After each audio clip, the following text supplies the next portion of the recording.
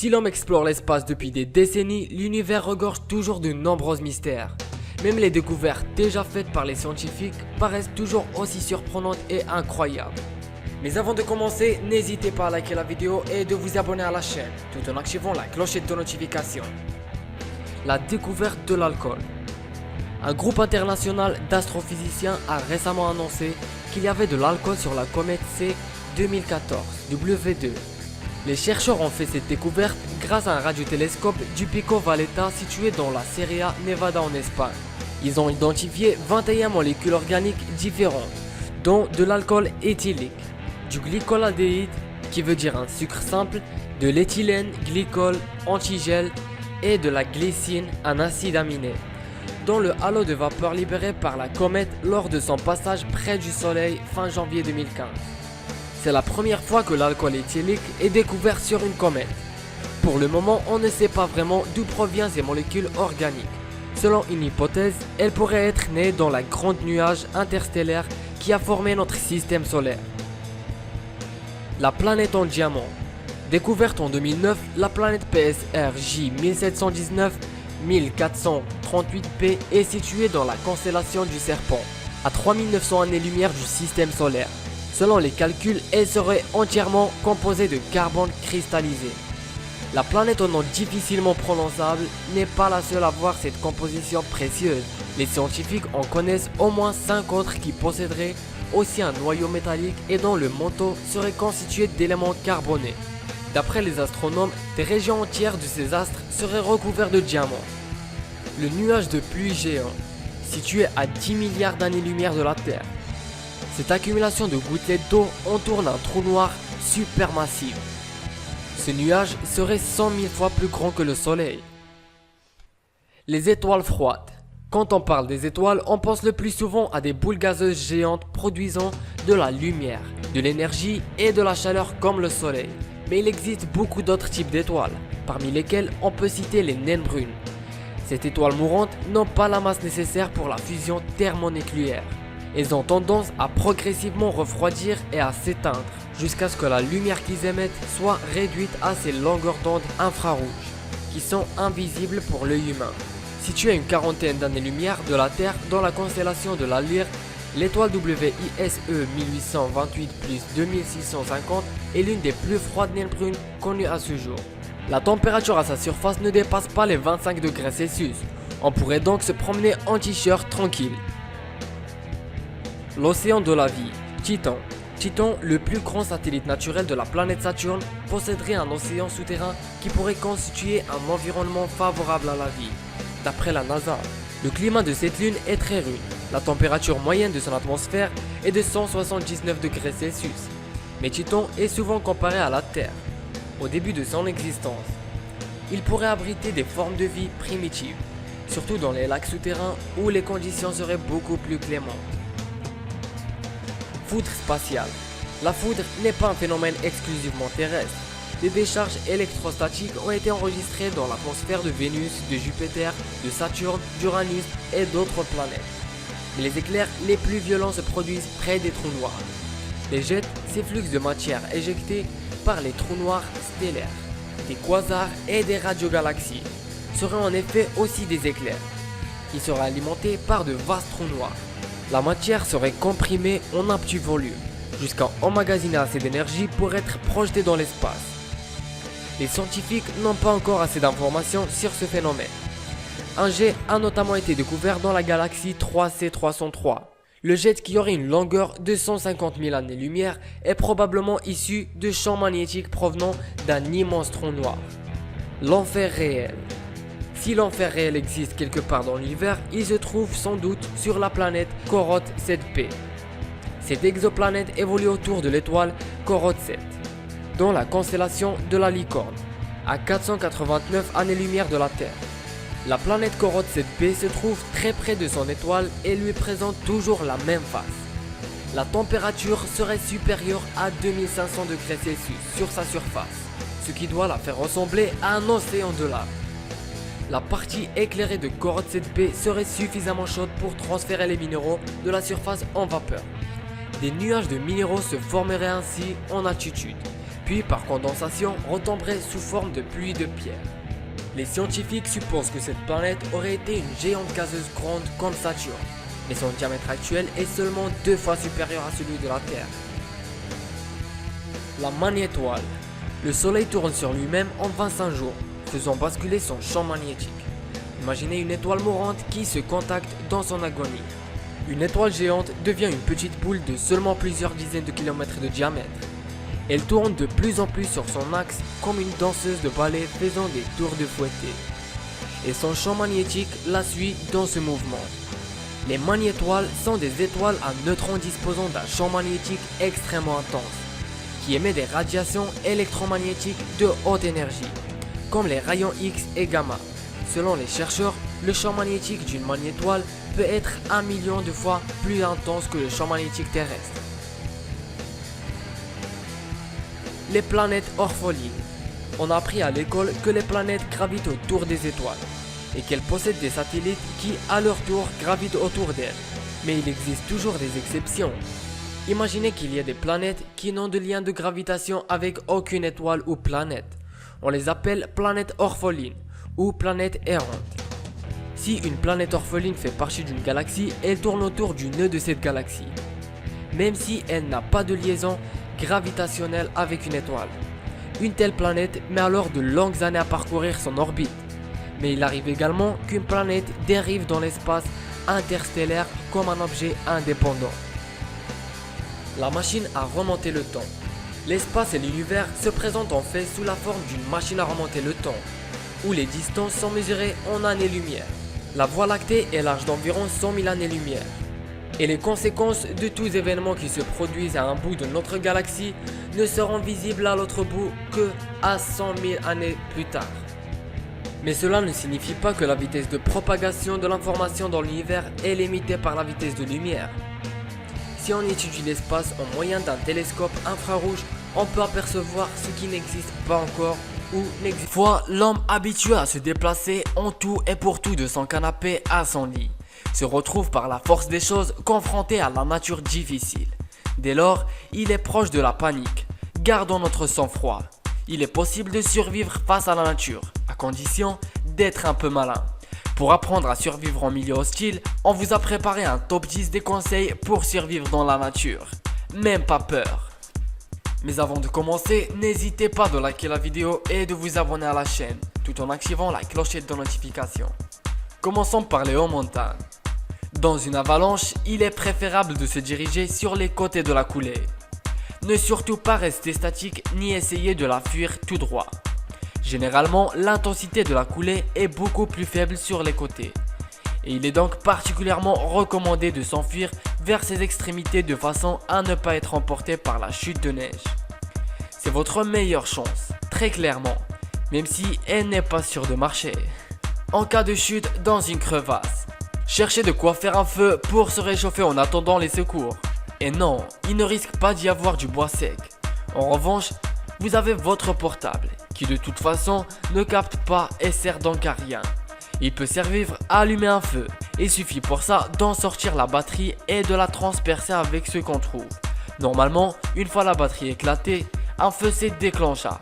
N'hésitez pas à faire brûler des trucs qui peuvent durer, comme votre sac, mais pas votre manteau, sinon vous allez avoir froid.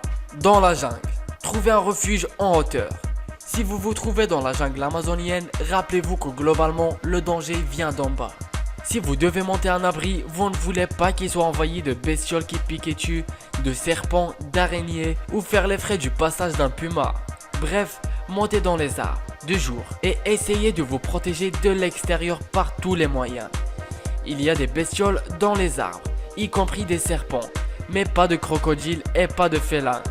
Bref, c'est votre meilleur atout. Si vous ne pouvez pas grimper aux arbres, essayez au moins de surélever votre campement via un tas de bois ou ce que vous trouvez. Ne pas marcher pieds nus ni toucher les arbres sans regarder. Oui, vous allez me dire que les Indiens d'Amérique, eux, vont pieds nus. Mais ce n'est pas le meilleur choix. Le meilleur choix, c'est limite de porter des gants. Les tarentules, par exemple, vivent dans les creux des arbres. Donc, il ne faut pas s'accrocher à leur tronc. De jour, essayez de trouver une rivière et de suivre son lit. Ok, il y a des anacondas et des crocodiles dans le coin, Mais en général, les villages sont situés près des rivières. Et celles-ci finissent par se jeter dans des fleuves où il y a du passage. Dans la savane. Là vous attendiez sûrement un conseil à propos de trouver de l'eau. Et oui, l'eau vous le savez, c'est important. Si vous ne foutez rien dans vos journées, vous mourrez en 5 jours sans eau. Mais si vous bougez, au bout d'une journée et demie, vous claquerez. Donc cherchez de l'eau par tous les moyens et rationnez-la. Regardez la végétation. Plus elle est abondante et verte, plus vous pouvez être sûr que vous vous situez près d'un point d'eau. Par contre, attention, vous n'êtes pas les seuls à avoir besoin d'eau. Et vous n'avez probablement pas envie d'aller en chercher en même temps qu'une lionne. Vous pouvez aussi essayer de récupérer de l'eau de pluie s'il pleut, ou fabriquer un piège à condensation. Avec une branche attachée sur un arbre feuillu, la vapeur de dégagée sera piégée dans la bâche ou le sac en plastique, s'il n'est pas troué, et se condensera.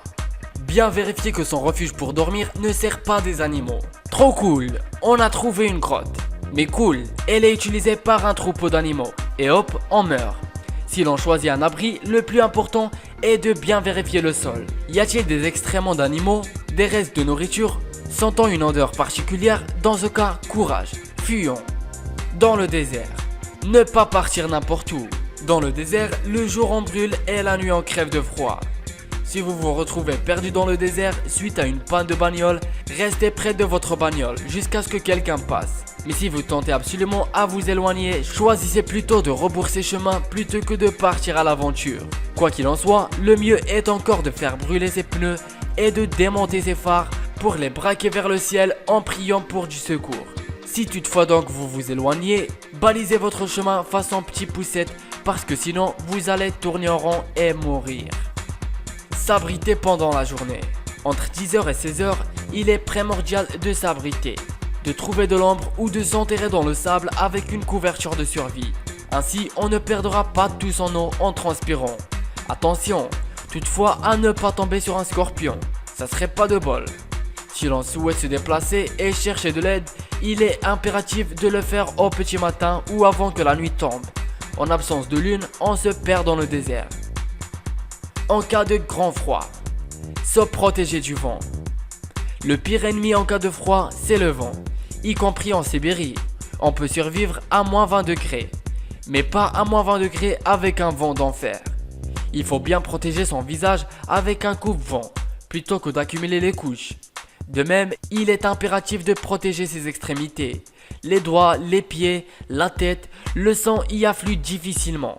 Le sang y afflue difficilement au cas de froid et on risque de perdre leur usage. De même, les habits que l'on porte doivent être suffisamment lâches pour ne pas faire étau. Enfin, le mieux est de se déplacer pour échapper à la congélation. Il faut aussi savoir que le corps va s'adapter. Il ne faut surtout pas paniquer tout de suite. Le corps humain s'adapte. Et il est capable de survivre même quand la température corporelle atteint quelque chose comme 17 degrés. Mais il faut y aller doucement et la panique n'aidera pas. On vous dit pas que vous serez en forme à 17 degrés, mais que vous avez des chances de survivre. Si vous êtes rapidement pris en charge, acceptez le froid pour que votre corps s'habitue à le traiter.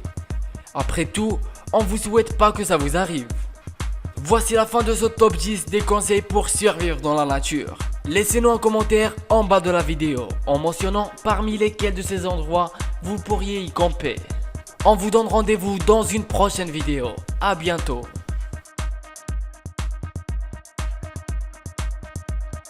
Le classement des compagnies aériennes du monde est sur place. La meilleure, Qatar Airways à nouveau. Sauf que là, nous allons pas parler des meilleures compagnies, mais les pires. Préparez-vous au décollage de ce top 10 des pires compagnies aériennes du monde. Mais avant d'attacher vos ceintures, cliquez gentiment sur le bouton s'abonner et activez la clochette de notification tout en mettant un grand pouce bleu pour motiver le pilote. 78 compagnies aériennes ont été scrutées sous tous leurs angles. À chaque saison, la société AirHelp, spécialisée dans l'aide aux passagers, publie son classement des meilleures compagnies aériennes. Objectif, informer les clients et les aider à faire leur choix. Ce classement s'avère très complet. Ces 3 derniers mois, de nombreuses mesures ont été étudiées dans 3 domaines distincts. La qualité et le service au sol et dans les airs, la ponctualité et le traitement des compensations et des plaintes. Chaque critère est noté sur GIS. En somme, tout ce qui compte pour les voyageurs sauf le prix. Alors que Qatar Airways est à nouveau le meilleur élève. nous avons décidé de nous intéresser aux pires compagnies. Voici les 10 qui sont que du classement. La première compagnie, ou plutôt la première des pires compagnies, c'est Aerolíneas Argentinas, notée de 5,8 sur 10. La compagnie aérienne nationale argentine décroche une bonne note pour sa ponctualité, une note moyenne pour sa qualité et son service, et une note critique pour son traitement des indemnisations. De quoi se classer parmi les 10 pires compagnies aériennes du monde. La deuxième compagnie s'agit de Air Transat, notée de 5,7 sur 10. Attendez-vous à ne pas décoller à l'heure. En obtenant 2,3 sur 10 pour sa ponctualité, la compagnie canadienne se classe au pire rang dans cette catégorie. Seuls 2 avions sur 10 partent à l'heure. Pour autant, son service client à la pointe, à croire l'étude. Troisième compagnie, Air Arabia Maroc, notée de 5,6 sur 10. Au contraire d'Air Transat, la compagnie aérienne marocaine à bas prix, qui propose des vols à destination de l'Europe et de l'Asie, obtient une excellente note pour sa ponctualité, 9,5 sur 10. Mais elle n'est pas jugée efficace du tout pour le traitement des plaintes de ses clients, qui veut dire 1,3 sur 10. Quatrième compagnie, notée de 5,5 sur 10. Plus d'une chance sur 2 de partir en retard.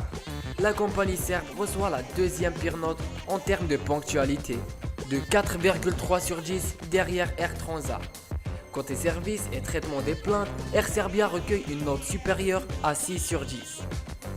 La cinquième compagnie, Bulgaria Air, notée de 5,2 sur 10. Bulgaria Air, fondée en 2002, n'obtient qu'une note correcte en ponctualité, de 8,6 sur 10. Ses services et son suivi client sont quant à eux jugés plus convenables avec des notes inférieures à la moyenne. Sixième compagnie, China Eastern Airlines, notée de 5,1 sur 10.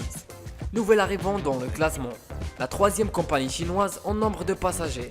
China Eastern Airlines obtient tout juste la moyenne.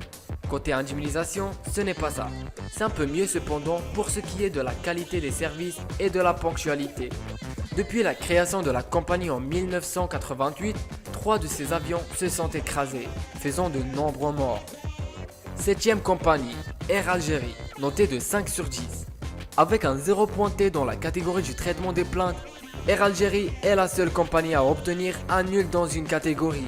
C'est de loin la pire compagnie concernant les dédommagements. Alors appuyez sur le bouton « Valider ma commande » uniquement si vous êtes sûr de vos dates. Cependant, votre avion devrait partir à l'heure, avec la note de 9 sur 10 dans la catégorie ponctualité. Air Algérie se classe 5e sur 78. Voilà ce qu'on appelle le grand écart. La 8e compagnie s'agit de Egyptair, notée de 4,9 sur 10. La compagnie nationale égyptienne, Egyptair, n'est pas non plus une experte en termes de traitement des compensations, avec une note de 2,2 sur 10. Pour le reste, c'est moyennement correct. 6 sur 10 pour la qualité des services et 6,5 pour la ponctualité. La réputation de la compagnie est aussi entachée par le crash du vol MS-804 d'Egyptair. 9e compagnie, Air China, avec un score de 4,7 sur 10. La compagnie la plus importante de Chine se classe pire élève ex aequo. Son point faible, le traitement des compensations avec un petit 2 sur 10. En clair, si vous n'êtes sûr de vos dates, absentez-vous également de réserver sur Air China. La compagnie obtient toutefois des notes supérieures à la moyenne pour la ponctualité et le service. La 10e compagnie est la pire des pires en Air, avec un score de 4,7 sur 10 seulement. Le bonnet d'âne est attribué à la compagnie turque en Air. Concernant la qualité du service, Air est le moins bon élève avec Ukraine International Airlines, Smartwings de la République tchèque et Bulgaria Air. Ce n'est pas tout, la société obtient le misérable score de 2,3 sur 10 seulement dans le domaine du traitement des compensations. Mais on l'a vu, certains ont fait pire. On terminera sur une note positive de 7,7 sur 10 en ponctualité. Au moins, vous partirez à l'heure. Mesdames et messieurs, préparez-vous pour l'atterrissage de ce top 10. Veuillez rester assis durant le roulage et jusqu'à l'arrêt complet de l'avion. Et pendant ce temps-là, profitez de mettre un commentaire en bas de la vidéo.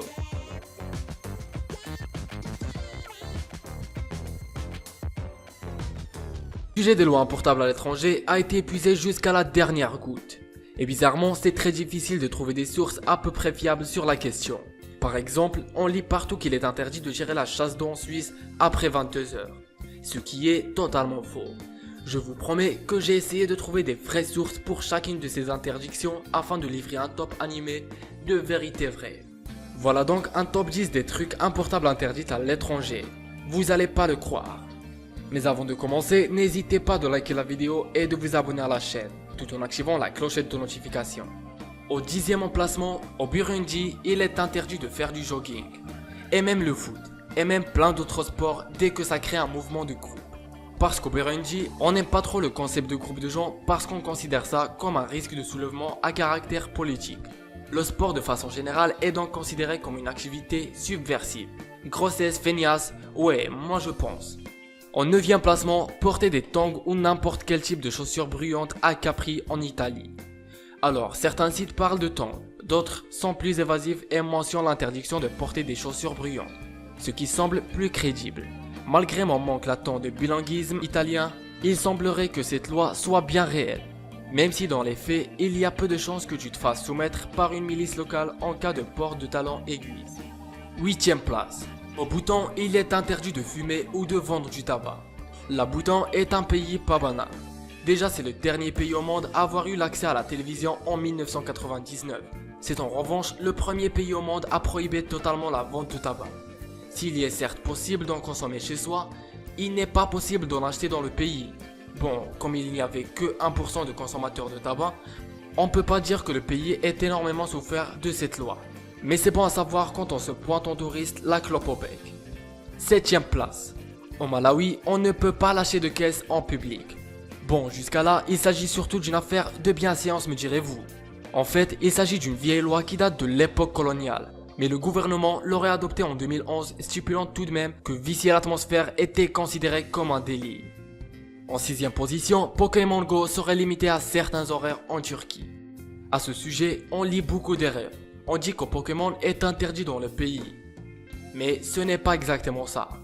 Ce sont juste les imams qui se sont offusqués du jeu interactif Pokémon Go, qui était l'occasion de profanation de lieux de prière, et demandaient alors que les heures d'utilisation soient à ce titre limitées. Donc finalement, rien de bien choquant. En 5e emplacement, les sacs plastiques sont désormais interdits au Kenya. Alors, je vous vois venir, vous allez me dire que les sacs plastoc sont aussi interdits en France et puis depuis peu aussi au Rwanda, au Sénégal, en Côte d'Ivoire et d'autres pays encore comme le Maroc. Mais disons qu'au Kenya, ils y sont allés un peu plus violemment, depuis août 2017. Non seulement leur utilisation est interdite, mais aussi les fabrications et leur importation sous peine d'amende ou de peine de prison. Ce qui n'est pas forcément pratique pour les habitants qui galèrent salement à aller chercher leurs provisions. En 4e position, il est interdit de mâcher du chewing-gum à Singapour. Les chewing-gums et Singapour, c'est pas une folle histoire d'amour. Depuis 92, interdit de mâchouiller en public. Mais depuis 2004, ils sont super sympas. Ils ont modifié la loi pour permettre aux gens de mâchouiller seulement si c'est une gomme avec des effets thérapeutiques. Bon, après tout, pourquoi pas? Ce qui est plus drôle, c'est la raison de cette interdiction. La flemme de nettoyer, bon ok. En 3e place, les Kinder Surprise sont interdits aux États-Unis. Un classique parmi toutes les interdictions les plus cheloues qui date d'un accident en 1938. Où une petite fille a avalé de travers une des surprises contenues dans ce Kinder. Du coup, finito les Kinder Surprise aux States. En 2e place, en Russie, il est interdit de conduire une voiture sale. Encore une fois, on se permet de clarifier un peu en fonction des sources qu'on a pu trouver. Si cette loi ressort à tout bout de champ, il semblerait surtout qu'elle résulte d'une opération éphémère de 30 jours, durant lesquels les Russes devraient effectivement se déplacer dans un véhicule propre. En première position, en Chine, on ne peut pas réincarner comme ça en claquant des doigts. Nope, c'est pas une blagounette. C'est même très sérieux. Depuis 2007, la réincarnation d'un bouddha tibétain vivant doit recevoir la validation des autorités chinoises, histoire de se pas faire arnaquer avec les réincarnations bordéliques qui partent en sucette. Je vous raconte pas la galère pour les bouddhas tibétains, ça a rué dans les brancards. Ça vous embouche un coin, pas vrai? Voici la fin de ce top 10 des trucs importables interdits à l'étranger. Laissez un commentaire où vous mentionnez lequel de ces trucs vous trouviez le plus logique. A bientôt. On imagine les médicaments comme des trucs aseptisés, préparés par des cracks et presque entièrement chimiques. On oublie que la médecine, c'est avant tout un héritage des temps ancestraux. où l'on bouffait une plante et on voyait ce qui se passait. Aujourd'hui encore, de nombreux traitements de pointes sont découverts par hasard, ou impliquent d'ingérer des trucs un peu dégueulasses. À se demander comment l'idée est venue à quelqu'un de tenter l'expérience, mais tant mieux si ça marche. Voici donc un top 10 des traitements complètement pétés qui marchent vraiment. Mais avant de commencer, n'hésitez pas de liker la vidéo et de vous abonner à la chaîne, tout en activant la clochette de notification. Au 10e placement, les fourmis décapitées font d'excellents points de suture. Les fourmis d'Aurelius sont très courantes en Afrique centrale et sont surtout connues pour leurs morsures extrêmement désagréables. Mais ça n'a pas que des désavantages. En réalité, leurs petites pinces de l'enfer ont un avantage comparatif indéniable par rapport à celles des autres fourmis. D'une part, elles ne sont pas venimeuses. De l'autre, elles sont capables de refermer des plaies. Si l'on se blesse en Afrique, loin de tout dispositif médical, on aurait donc tout intérêt à les tituler des Dorilus pour qu'elles s'attaquent à l'endroit de notre plaie. Puis, une fois celle-ci bien agrippée, à les décapiter. La plaie serait ainsi maintenue et refermée. Et la technique est encore utilisée aujourd'hui par des tribus traditionnelles. 9e traitement, se faire bouffer par des poissons. Une bonne manière de soulager psoriasis. Le psoriasis, c'est pénible. Il n'existe pas vraiment de traitement définitif qui permette d'en venir à bout. En revanche, une bonne technique pour soulager les démangeaisons consiste à se baigner au milieu de petits poissons qui viennent bouffer la partie supérieure de l'épiderme. Il existe notamment un centre entièrement consacré à ce traitement en Turquie. Les poissons bouffent les cellules mortes. L'eau dans laquelle on se plonge est riche en sélénium et apaise la peau saine, rendant le risque d'épisodie moins critique. Le 8e traitement, ingérer un parasite pour soigner une inflammation intestinale.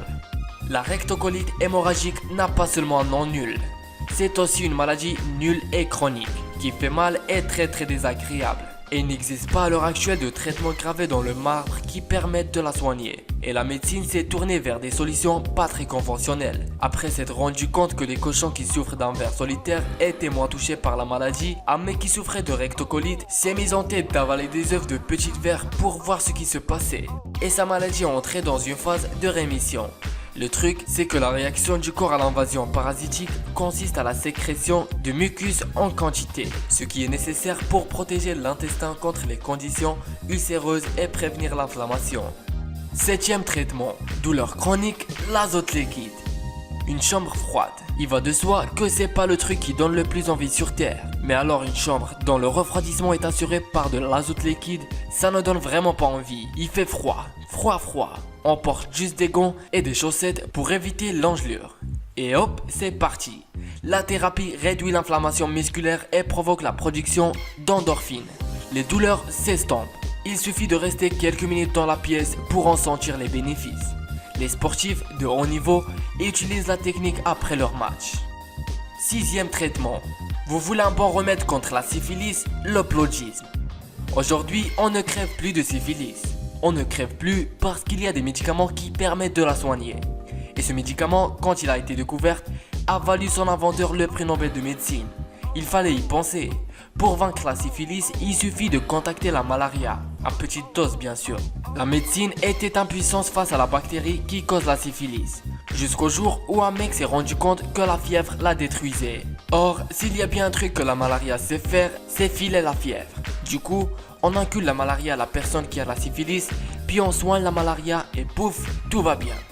Le 5e traitement s'agit de soigner un cancer grâce à l'herpès. Un médecin londonien a un jour fait une découverte capitale. Dans 93% des cas, l'action conjointe de la chimio, de la radiothérapie et du virus de l'herpès butait toutes les cellules cancéreuses des personnes atteintes de la tumeur du cou ou à la tête, en injectant une version modifiée génétiquement du virus directement dans la cellule cancéreuse. On assiste à une désintégration totale de la cellule. Dans le même temps, la présence du virus fait office de ramdam pour alerter tout le système immunitaire qui envoie des globules blancs à la rescousse. Et hop, fini le cancer. Des expérimentations sont aujourd'hui à l'œuvre pour les cancers de la peau et du sein. 4e traitement, des super aimants pour soigner le cerveau. Les personnes atteintes de troubles bipolaires peuvent être traitées par des machines à résonance magnétique. Leur morale remonte aussitôt. Ces machines consistent à des gens d'immenses scanners ou des hémorragies pendant quelques temps à pleine puissance sur le cerveau. Découverte par erreur lors d'une simple expérimentation visant à obtenir des IRM des cerveaux des personnes bipolaires. La technique a ensuite été testée empiriquement avec des résultats époustouflants. Aux États-Unis, le protocole est désormais approuvé par les autorités médicales lorsque les traitements plus classiques ont échoué. Troisième traitement, des prépuces de bébé contre des maladies de peau. Les ulcères veineux sont des affections de la peau qui créent des plaies béantes assez merdiques et assez dangereuses. Récemment, une université de Floride a mis sur pied un nouveau protocole de soins. Il s'agit d'un spray constitué en grande partie de cellules cultivées in vitro à partir de prépuces de bébé. L'utilisation du spray permet d'éviter une intervention lourde façon greffe de peau. Pas mal.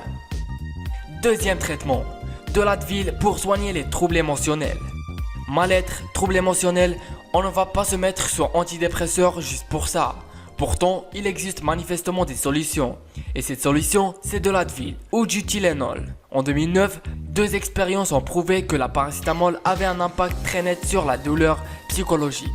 En réalité, les zones du cerveau activées par la douleur physique et par la douleur sociale ou psychologique sont exactement les mêmes. On peut donc tout à fait avoir recours au paracétamol pour soigner un coup de mou, comme un mal de tête. La première du classement des traitements inattendus, c'est soigner une crise cardiaque en prenant le soleil. Une université du Colorado a mené une enquête sur des souris pour comparer le risque d'éruption d'une crise cardiaque chez des individus, selon s'ils étaient exposés ou non au soleil. Les spécimens exposés largement au soleil récupèrent jusqu'à 2 fois plus vite que leur épisode coronien que les autres. L'exposition au soleil engendrait une production supérieure des protéines à même de protéger le cœur contre la récidive. Bon les gens, tout ça c'est bien joli, mais merci de ne pas faire de l'automédication à partir de ce que vous avez entendu dans ce top 10. Parce qu'on parle ici de chercheurs, et que rien ne vaut une consultation chez le médecin pour avoir un vrai protocole de soins. Je vous observe, alors lâchez cette bouteille d'Advil. Voici la fin de ce top 10 des traitements complètement pétés, mais qui marchent vraiment. Laissez un commentaire en bas de la vidéo. A bientôt. Comme on le sait tous, les gens riches sont des gens généralement plus intelligents, mais aussi plus beaux. Il est donc tout à fait normal de les écouter pour s'inspirer de leur gestion parfaite de tout leur pognon, qui leur sort par tous les orifices de la peau. Écoutez bien, ignoble pauvre que vous êtes. Avant de commencer, n'hésitez pas à liker la vidéo et de vous abonner à la chaîne, tout en activant la clochette de notification. Le premier conseil est celui d'utiliser sa carte bancaire le moins possible. La carte bancaire, c'est le mal. On l'utilise l'air de rien. On n'a même plus besoin de faire le code avec l'option sans contact. C'est donc le meilleur moyen de ne pas voir l'argent s'évaporer. La fraîche, y a que ça de vrai pour pas te ruiner trop vite. Deuxième conseil, ne jamais acheter des produits en ligne. Encore la faute à cette saloperie de carte bleue. Acheter en ligne, c'est dangereux parce qu'en un clic, on peut satisfaire nos pulsions malsaines. Si tu veux absolument t'acheter ce bambou pour le disposer dans ta chambre de bonne, attends 2 jours au moins pour peser le pour et le contre avant de passer à l'acte. Et va dans un commerce avec un humain plutôt que de donner ton argent à Amazon. Merci. Troisième conseil, appliquez la règle de budget équilibré 50%, 30%, 20%. Sur ton salaire en gros, tu pars du principe que 50% seront réservés à tes besoins fixés. Loyer, impôts, transport, bouffe, etc. Et 30% pour tes petites envies. Les trucs qui sont nécessaires mais pas indispensables. Boire des coups dans un bar, aller chez le coiffeur, aller au théâtre, etc. Et enfin, les dernières 20%. Tu leur dis adieu et tu les fous sur une épargne par virement mensuel. Comme ça, on discute pas. C'est bien sûr plus difficile à faire quand on est au RSA. Mais quelle idée aussi d'être aussi pauvre. C'est vraiment ridicule. Quatrième conseil. Faire ses courses en hypermarché et pas chez l'épicier en bas de chez toi. Bon, pour les courses, il y a un ensemble de conseils à suivre à part entière. Acheter en gros, planifier ses repas de la semaine pour acheter en fonction de ses besoins. Ne pas se faire avoir par le merchandising. Regardez le prix des produits au kilo, cuisiner plutôt que d'acheter des repas préparés. Bref, c'est surtout une question de bon sens. Cinquième conseil. Ne pas dépenser d'argent, c'est un peu comme en gagner. Pense à ça chaque fois que tu t'apprêtes à craquer sur un achat débile. Ne pas succomber à la tentation, c'est autant d'argent que tu conserves dans ton porte-monnaie. Logique imparable. Sixième conseil. Adoptez un mode de vie écolo, parce qu'en fait, ça paye un peu. Et oui, c'est tout bête, mais réduire la consommation d'eau et d'électricité, c'est pas que bien pour la planète, c'est bien aussi pour ton compte en banque. Les fringues, c'est pareil, on achète en friperie. Les meubles, on les fait soi-même. La bouffe, on la cuisine. Consommer moins, c'est toujours un peu consommer mieux dans le fond. 7e conseil, c'est d'être déjà riche. Alors oui, il semblait que ça aide, puisque quand tu es riche, la banque ne te fait pas payer un ensemble de frais mystérieux, entre guillemets 10 fois plus élevé pour les pauvres, et t'offre un ensemble de dispositifs d'épargne. Bref, la richesse entraîne la richesse. Donc le plus simple, c'est d'être riche dès le départ. Allez, on fait ça. 8e conseil, avoir des parents riches. Condition à remplir au préalable pour parvenir au point précédemment susmentionné. 9e conseil, avoir des amis riches. Ce qui est généralement plus courant quand on a des parents riches et qu'on est déjà riche bien entendu. Certes, on peut avoir quelques amis pauvres pour se divertir, mais pas trop, sinon ils ont tendance à prendre tout votre argent. En plus, avec les pauvres, on ne peut avoir que des loisirs de pauvres, ce qui exclut d'emblée les rides à Monaco, les sorties shopping au bon marché et les enterrements de vie de jeunes filles de 2 jours à New York. Le 10e et dernier conseil, c'est de ne pas payer ses impôts en France. Évidemment, n'est pas riche qui veut. Pour être riche et encore plus riche, il est de bon ton de s'expatrier dans un pays où l'on ne paye pas d'impôts. Si possible, plus pauvre que son pays d'origine, afin d'accéder illico au statut de riche. Voici la fin de cette vidéo des 10 conseils pour devenir riche. N'oubliez pas de laisser un commentaire en bas. Franchement, si après ça on ne devient pas tous millionnaires, moi je vais penser à faire un braquage comme celui de la Casa de Papel. Le classement des compagnies aériennes du monde est sur place.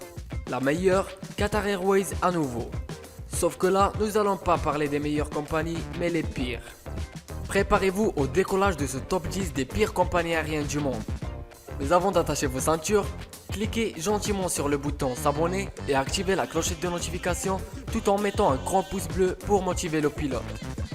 78 compagnies aériennes ont été scrutées sous tous leurs angles. À chaque saison, la société AirHelp, spécialisée dans l'aide aux passagers, publie son classement des meilleures compagnies aériennes. Objectif, informer les clients et les aider à faire leur choix. Ce classement s'avère très complet. Ces 3 derniers mois, de nombreuses mesures ont été étudiées dans 3 domaines distincts. La qualité et le service au sol et dans les airs, la ponctualité et le traitement des compensations et des plaintes. Chaque critère est noté sur 10. En somme, tout ce qui compte pour les voyageurs sauf le prix. Alors que Qatar Airways est à nouveau le meilleur élève.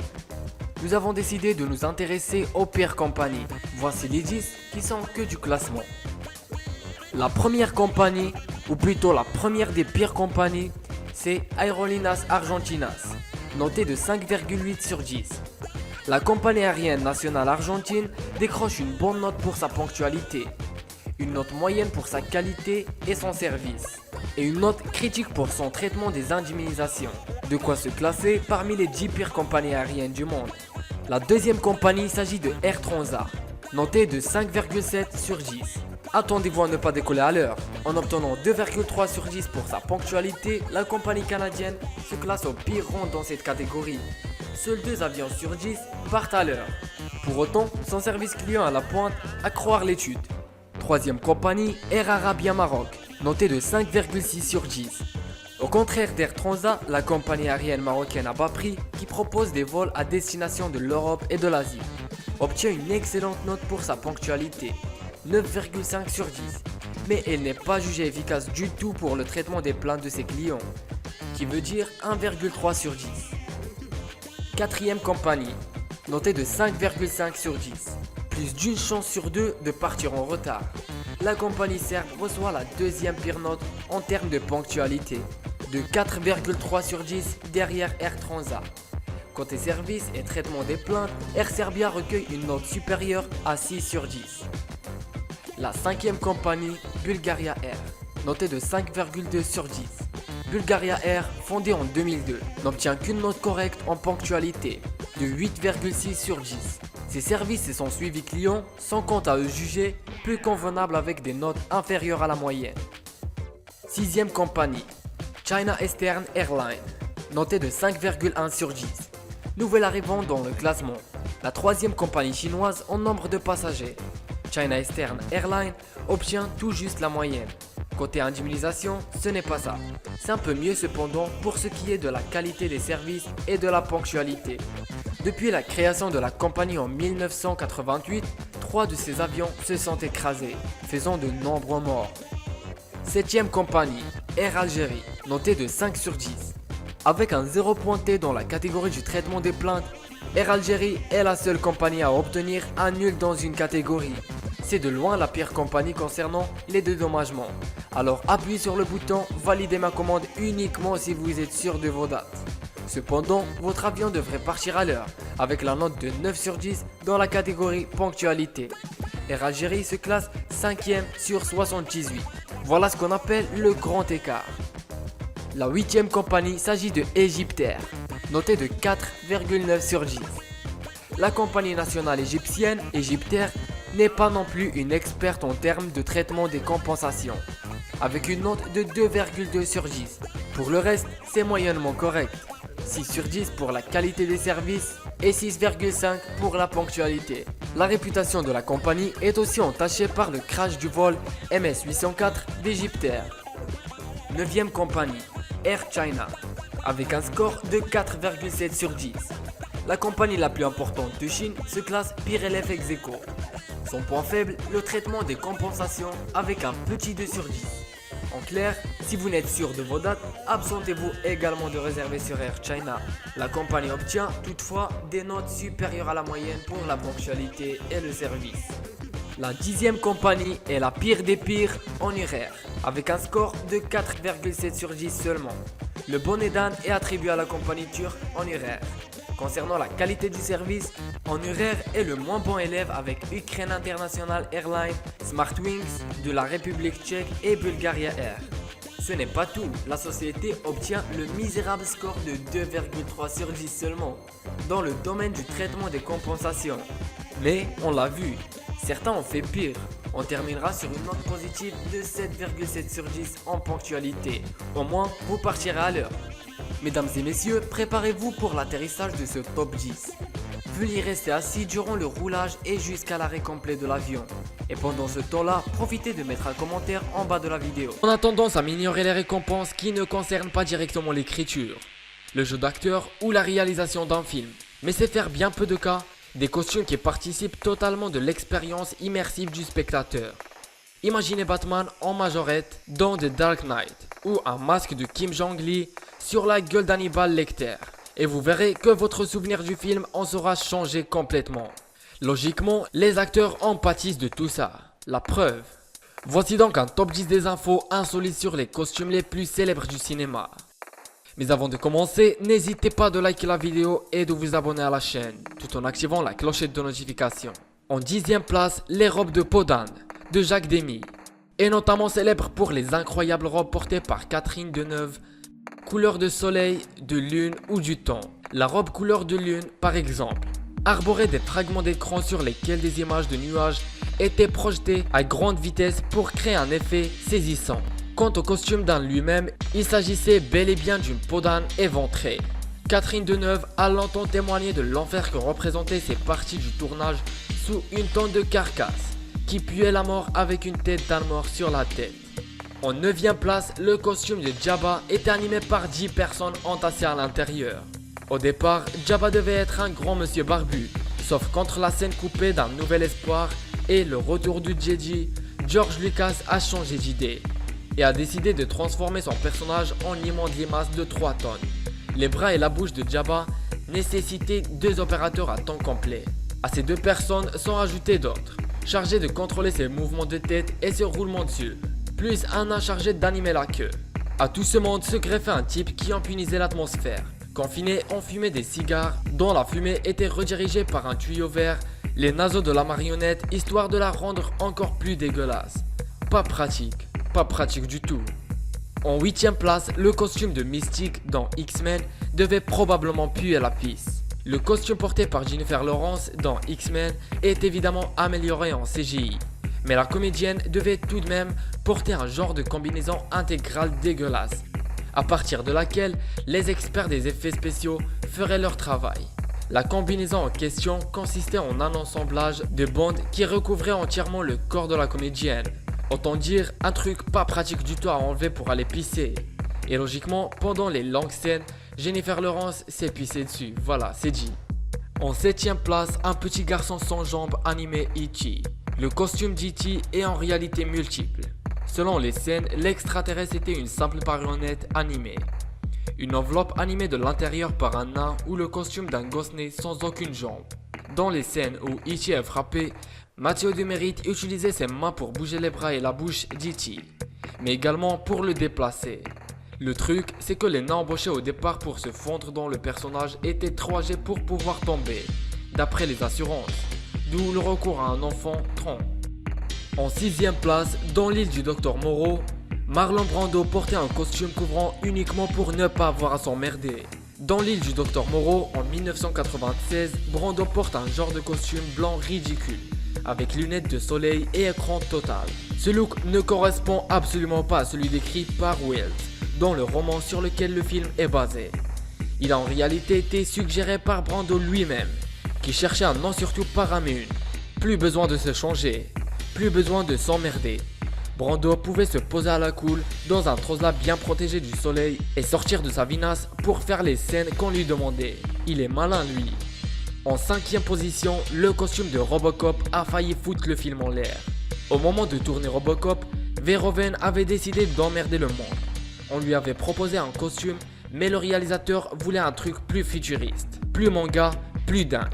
Ces expérimentations supplémentaires ont évidemment retardé la production, jusqu'à ce que, bredouille d'idées, il se rabatte sur le premier costume qu'on lui avait présenté.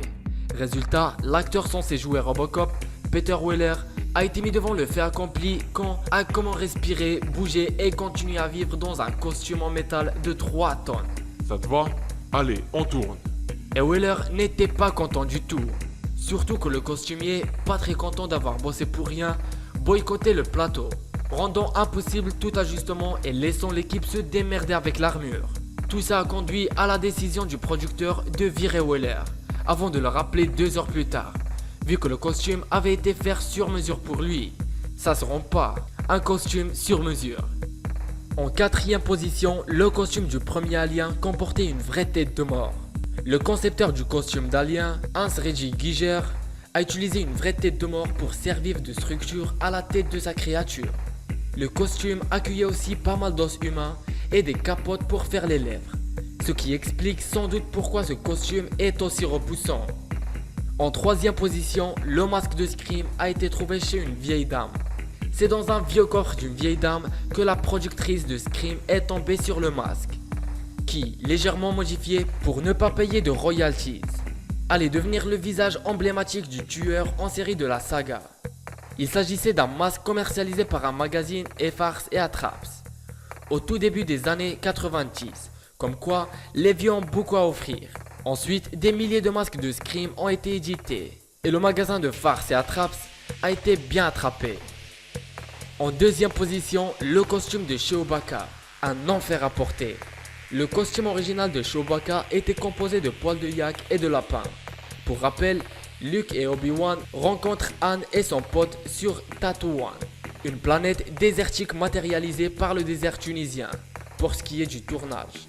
Imaginez un peu l'état de Peter Mayhew, l'acteur de 2,18, forcé de porter le costume sous la chaleur du Sahara. Lui en tout cas, le décrit comme un calvaire. Le premier de ce classement, dans les Batman de Burton, Michael Keaton ne pouvait pas bouger la tête. Le masque de Batman faisait partie intégrante du costume, ce qui rendait la mobilité du cou à peu près nulle. Le costume est qui plus est très lourd et Keaton en garde une mauvaise expérience.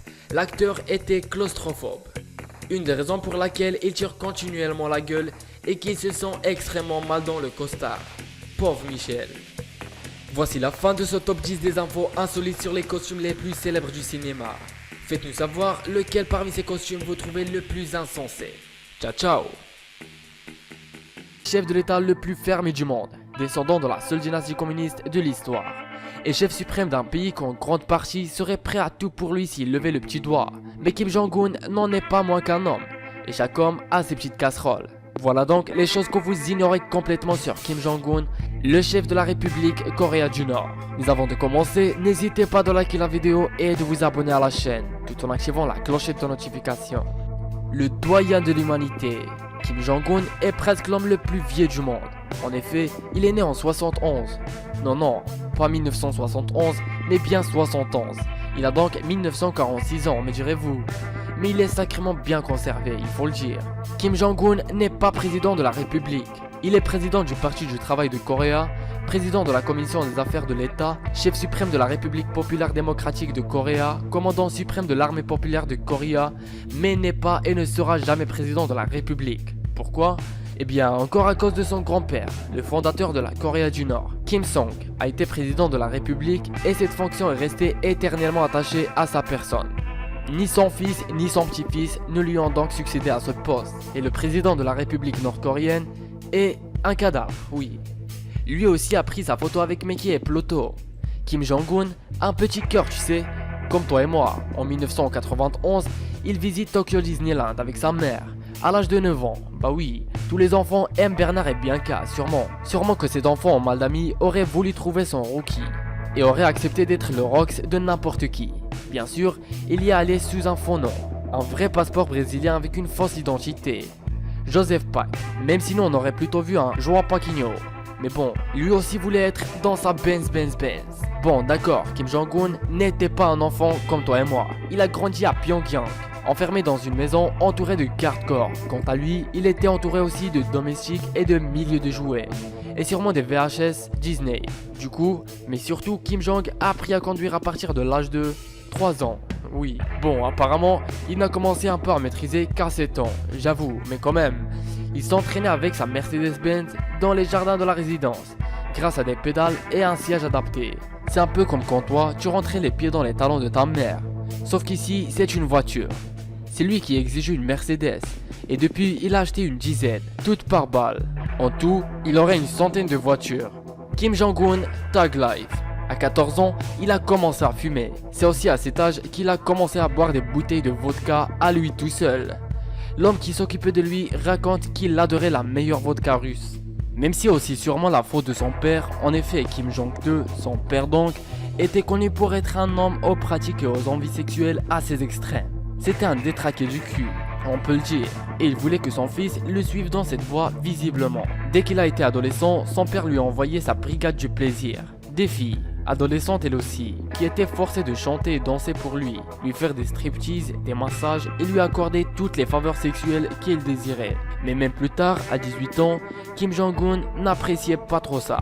Il était timide avec les filles, même s'il n'avait qu'à demander. Et surtout, il détestait les relations sexuelles avec plusieurs partenaires. Son père voyait ça d'un très mauvais œil et commençait à se demander si son fils était intéressé par les filles. C'est vrai, tous les hétéros adorent qu'on leur serve des filles contraintes à l'obéissance sur un plateau. C'est d'ailleurs cette histoire, plus sa haine du côté coureur du jupon de son père, qui aurait conduit Kim Jong-un à faire tuer son oncle, qui était responsable de la cueillette des filles et de l'inspection de leur virginité. MJ23 plus JCVD égale Love aurait gravé Kim Jong-un sur un chêne. Ne croyez pas que Kim Jong-un est un homme reclus sur lui-même. Non. Il est très ouvert à la culture étrangère. Il fait son collège à Liebfield, en Suisse. Ses camarades, qui pensent qu'il s'appelle Pakun, ne le voient jamais hors des cours. Et même en classe, il est discret. Il se distingue par sa passion et son talent pour le basket, le plus américain des sports. Mais son père adore ça aussi. Alors bon, ça passe. Cette passion permettra d'ailleurs à Viz d'entrer sur le territoire nord-coréen bien des années plus tard. Ils engagent Dennis Rodman et l'équipe de Harlem Globetrotters pour organiser un match d'exhibition en Corée du Nord. Ce qui a eu lieu et il a permis aux journalistes de Viz de faire leur reportage. Rodman, ancien coéquipier de Michael Jordan aux Bulls et partenaire de Jean-Claude Van Damme dans Double Team. Deux idoles de Kim Jong-un, les deux ne pouvaient que s'entendre. Confession d'un accro au shopping. 716 millions. C'est le chiffre en dollars dépensé par Kim Jong-un pour payer des produits de luxe en 2012.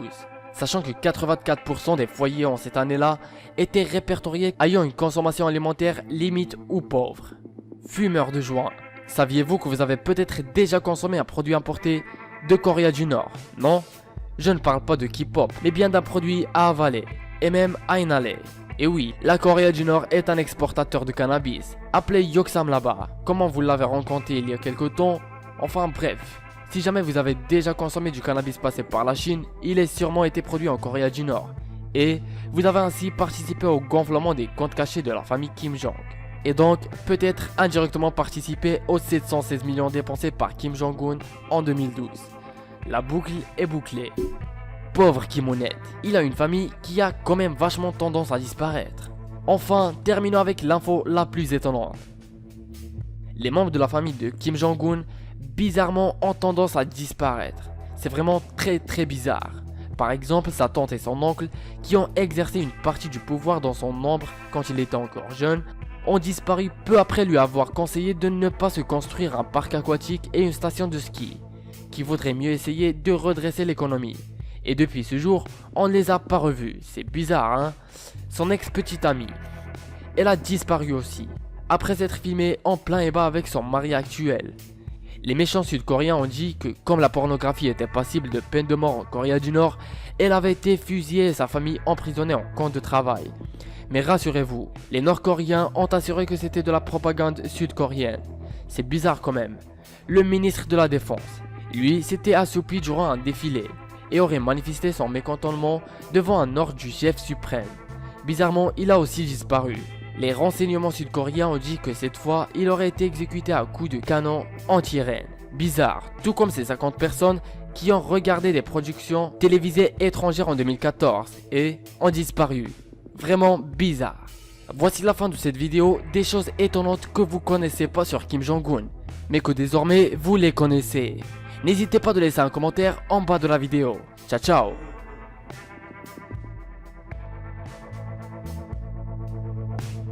On adore les dessins animés, on aime bien quand ils sont à la télé le matin, mais aussi quand ils sont sous forme de film au cinéma, ou chez soi sous la couette avec du fromage à raclette dans les cheveux. Et perso, j'ai connu des films d'animation bien anciens et bien coolos, mais oubliés par le grand public ingrat et difforme et qui pue de la gueule. Il est de mon devoir de faire remonter tous ces bons souvenirs. Voici donc un top 10 des films d'animation trop cool mais oubliés. Nous, on vous aime toujours autant.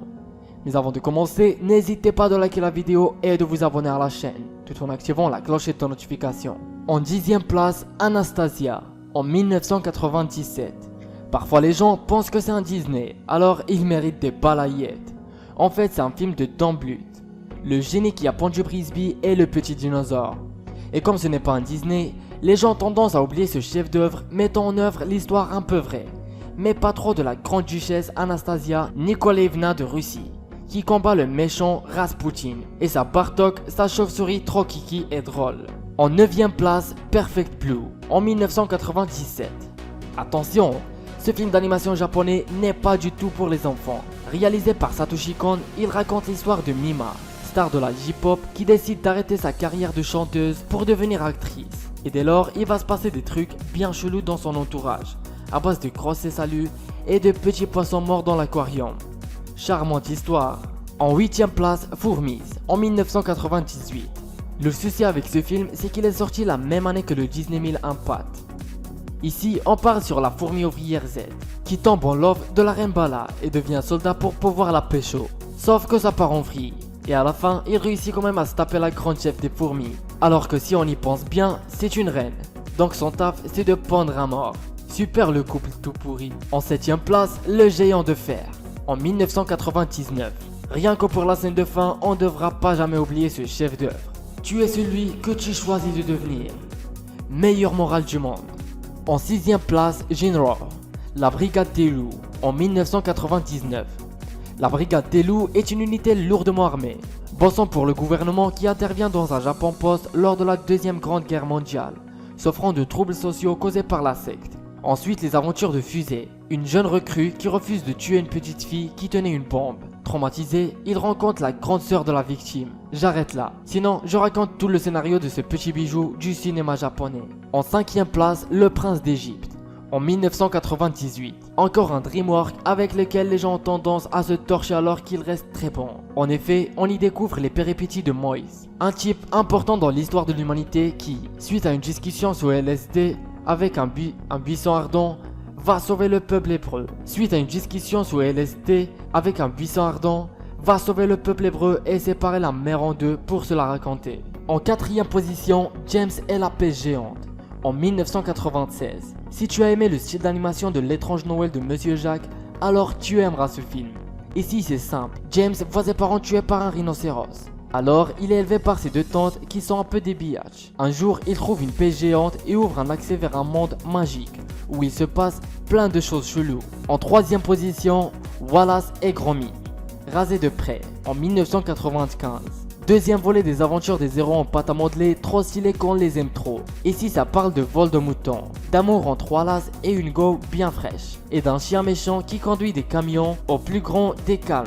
En deuxième position, Fievel of Far West, en 1991. Après l'excellent Fievel de Nouveau Monde réalisé par Don Bluth et produit par Spielberg, la petite souris part à la conquête du Far West et va se battre contre le chat Ayrton, le méchant chat au nom doté d'un jeu de mots époustouflant. Pas le plus ouf des films d'animation, mais à voir quand même.